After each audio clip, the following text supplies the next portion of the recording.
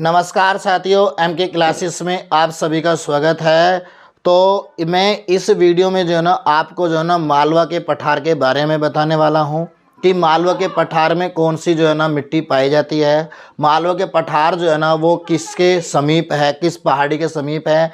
मालवा के पठार से जो है ना कौन सी नदी निकलती है। मालवा के पठार का जो है ना उसकी लंबाई और चौड़ाई कितनी है, या मालवा का जो है ना पठार का जो है ना क्षेत्रफल कितना है। तो ये सारी जानकारी जो है ना मैं आप लोगों को इस वीडियो में देने वाला हूं। तो वीडियो में जो है ना अंत तक बने रहिए। वीडियो बहुत अच्छी होगी, ज़्यादा बड़ी वीडियो नहीं होगी। तो मैं यहाँ पर जो है ना आप लोगों को ये सारी जानकारी देने वाला हूँ कि मालवा के पठार में कौन सी फसल इस यहाँ पर उगाई जाती है। तो ये सारी जानकारी जो है ना आपको इस वीडियो में मिलेंगी, ठीक है। तो सभी से रिक्वेस्ट है कि अगर आप लोगों ने अभी तक हमारे चैनल को सब्सक्राइब नहीं किया है वो चैनल को भी सब्सक्राइब कर ले और वीडियो को जो है ना शेयर भी करते रहे अपने दोस्तों में। तो चलिए हम वीडियो को शुरू करते हैं। तो आज बात करेंगे हम किस में, मालवा के पठार की हम बात करेंगे।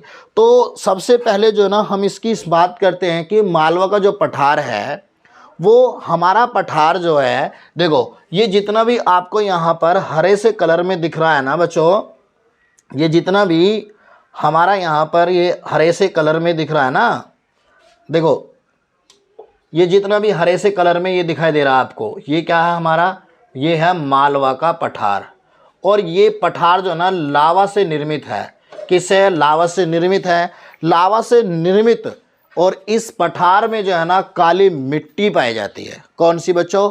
काली मिट्टी पाई जाती है। और काली मिट्टी जब ये पाई जाती है तो इसकी लंबाई जो है ना 530 किलोमीटर है। कितनी बच्चों? 530 किलोमीटर इसकी लंबाई है। किसकी? मालवा के पठार की 530 किलोमीटर की लंबाई है और 390 किलोमीटर इसकी क्या है? चौड़ाई है। ठीक है बच्चों। तो कौन सी मिट्टी पाई जाती है इसमें? लावा से निर्मित जो है ना यहाँ पर कौन सी मिट्टी? काली मिट्टी यहाँ पर पाई जाती है। इसकी लंबाई कितनी है? 530 किलोमीटर है। चौड़ाई कितनी है इसकी? 390 किलोमीटर है। और इसका क्षेत्रफल जो है ना वो कितना है? 1.5 लाख वर्ग किलोमीटर में है। ठीक है ना, इसका क्षेत्रफल इतना है। ठीक है ना बच्चों। और इस पठार के इधर जो ना इस साइड, मतलब कि पश्चिम साइड हो गया ना, तो ये हो गया हमारा पश्चिम की साइड हो गया, और ये हो गया इधर हमारा उत्तर की तरफ, और ये हो गया हमारा इधर पूर्व की तरफ। ठीक है, ये पूर्व हो गया और ये हो गया हमारा दक्षिण। तो ये जो ना किस किस से लगता है और मैक्सिमम जो है ना ये कौन से राज्य में आता है? अगर हम बात करें तो ये जो ना हमारा मध्य प्रदेश राज्य में ज़्यादा आता है। ठीक है ना। इसका कुछ भाग जो है ना बच्चों, कुछ भाग जो है ना इसका राजस्थान में है। ठीक है, तो आप लोग इसे ध्यान से देखें। देखो बच्चों, यहाँ पर सारी डिटेल जो है ना मैं आपको बताऊंगा, तो सभी ध्यान से देखेंगे। देखो इसकी लंबाई चौड़ाई मैं आपको बता चुका हूँ। तो इसके राजस्थान में जो है ना जो ये हमारा मालवा का पठार है, तो इसे राजस्थान में जो है ना हितेशी के नाम से जानते हैं। किसके? हितेशी पहाड़ी के नाम से इसे जानते हैं। मालवा के पठार को किस नाम से? हितेशी पहाड़ी के नाम से इसे जानते हैं। और इसके यहाँ पर जो ना ऊंचाई कितनी है? 496 मीटर की इसकी ऊंचाई है मालवा के पठार की।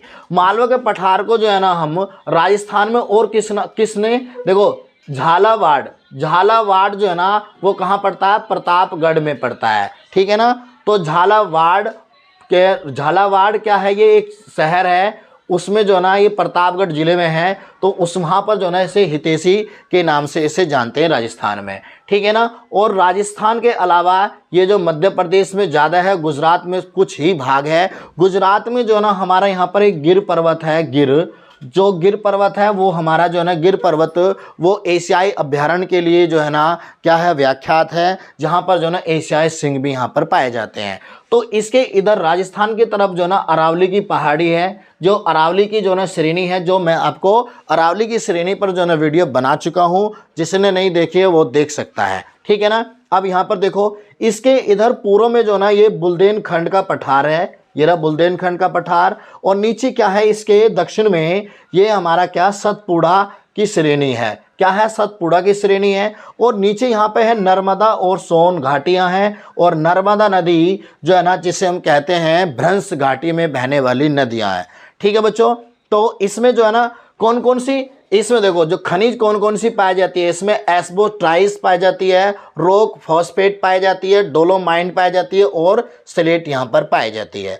और ये कपास की खेती के लिए जो ना सबसे महत्वपूर्ण है। किस खेती के लिए है ये, कपास की खेती के लिए सबसे महत्वपूर्ण है। कपास के अलावा यहाँ पर जो ना गेहूं भी उगाया जा सकता है, चना भी उगाया जा सकता है और यहाँ पर अफीम भी उगाई जाती है। ठीक है ना बच्चों, तो ये सारी जो है ना जानकारी यहाँ पर आप लोगों को बहुत ही अच्छी तरह से जो है ना दी जा रही है। तो वीडियो अगर आपको अच्छी लगे तो वीडियो को शेयर जरूर करना। ठीक है, अब देखो बच्चों,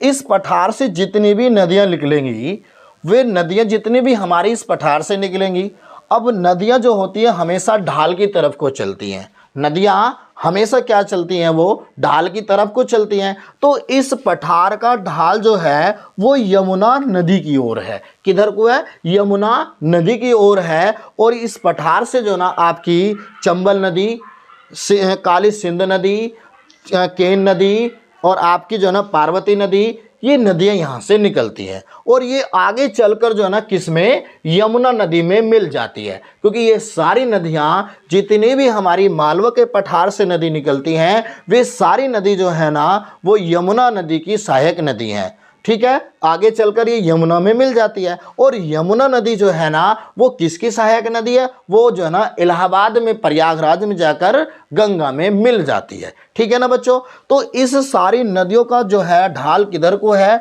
वो है किधर को, यमुना नदी की तरफ को है। ठीक है बच्चों, अब इसमें भोपाल शहर जो पड़ता है, भोपाल शहर, वो भोपाल शहर जो है ना